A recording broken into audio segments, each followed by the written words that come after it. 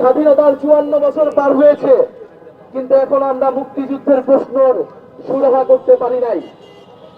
54 বছর পরে এসেও আমরা দেখি মুক্তিযুদ্ধের পক্ষ এবং বিপক্ষের রাজনীতি।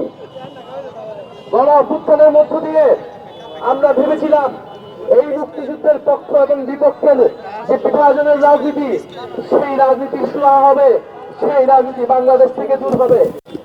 কিন্তু আমরা দুঃখের সহিত দেখতে পাচ্ছি 5ই আগস্টের পরে এই রাজনীতি আবারও ফিরে এসেছে।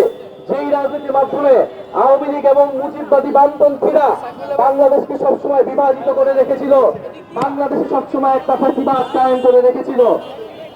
মুক্তিযুদ্ধ প্রশ্নে আমাদের অবস্থান এবং বক্তব্য খুবই পরিষ্কার। আমরা মনে করি মুক্তিযুদ্ধ বাংলাদেশ রাষ্ট্রের অন্যতম ভিত্তি।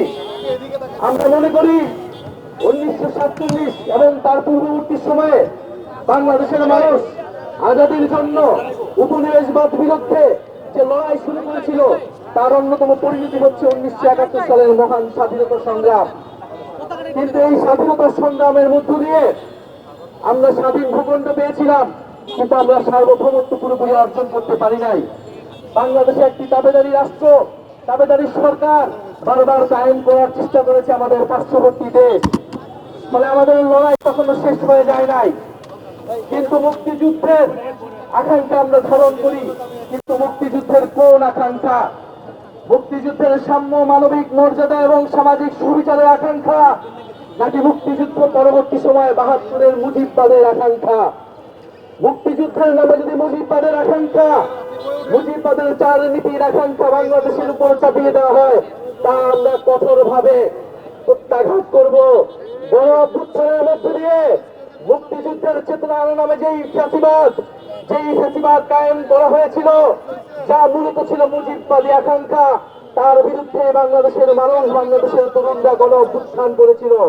মানে মুক্তিযুদ্ধের যে প্রকৃত আকাঙ্ক্ষা, সেই আকাঙ্ক্ষাকে আমরা আওয়ামী লীগের ফ্যাসিস্ট রাজনীতির বয়ান থেকে বের করে নতুন ভাবে বাংলাদেশে প্রতিষ্ঠিত করেছি 5ই আগস্ট। আমরা দেখতে পাচ্ছি ভোটের রাজনীতিতে, জাতীয় রাজনীতিতে ধর্মের নামে ভোট চাওয়া হচ্ছে। বাংলাদেশ 90% মুসলমানের দেশ। এখানে আওয়ামী লীগ এবং তার সহযোগী যারা ভারতের পারপাস সার্চ করে এরকম সবগুলো দল বাদে বাকি সকল দল, বিএনপি, জামাত, এনসিপি সহ সকল দলই বাংলাদেশের মুসলমানদের স্বার্থ রক্ষা করে এই রাজনীতি করে। ফলে এখানে যেমন মুক্তিযুদ্ধের নামে দেশকে বিভাজন করা যাবে না, ইসলামের নামেও দেশকে বিভাজন করা যাবে না। মুক্তিযুদ্ধ এবং ইসলামকে মুখোমুখি দাঁড় করার যে রাজনীতি গত 54 বছর হয়েছে, সেই রাজনীতি থেকে আমরা বের হয়েই নতুন বাংলাদেশ বিনির্মাণ করব। ইসলামও আমার, মুক্তিযুদ্ধ আমার, জুলাইও আমার। এগুলো একে অপরের অবিচ্ছেদ্য অংশ। যারা এগুলোকে বিভক্ত করতে চায়, তারা এই ফ্যাসিবাদ কায়েম করতে চায়, তারা এই জাতিকে বিভক্ত করতে চায়। ফলে আজকে 16 ডিসেম্বরের আমাদের যেই সংকল্প, 1947 সালের আজাদীর লড়াই, 71-এর মহান মুক্তিযুদ্ধ এবং 24-এর জুলাই বিপ্লব, সেই বিপ্লবের এই 3টি লড়াইয়ের আকাঙ্ক্ষা ছিল সাম্য, মানবিক মর্যাদা এবং সামাজিক সুবিচার, বৈষম্যহীন একটি রাষ্ট্র এবং গণতান্ত্রিক একটি রাষ্ট্র কায়েম করা। বাংলাদেশে আমরা সেই লড়াই শুরু করেছি, আধিপত্যবাদ বিরোধী লড়াই আমরা শুরু করেছি।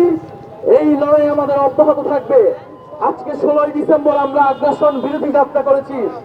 1971 সালের 16 ডিসেম্বর আগ্রাসন বিরোধী কর্মসূচি পালিত হয়েছিল।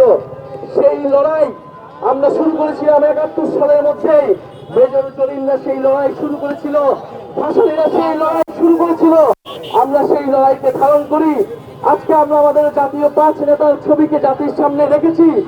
আমরা মনে করি বাংলাদেশের এই স্থপতিরা যে আকাঙ্ক্ষা নিয়ে রাজনীতি করেছিলেন, জাতীয় নাগরিক পার্টি সেই আকাঙ্ক্ষাকে ধারণ করে এগিয়ে নিয়ে যাবেন।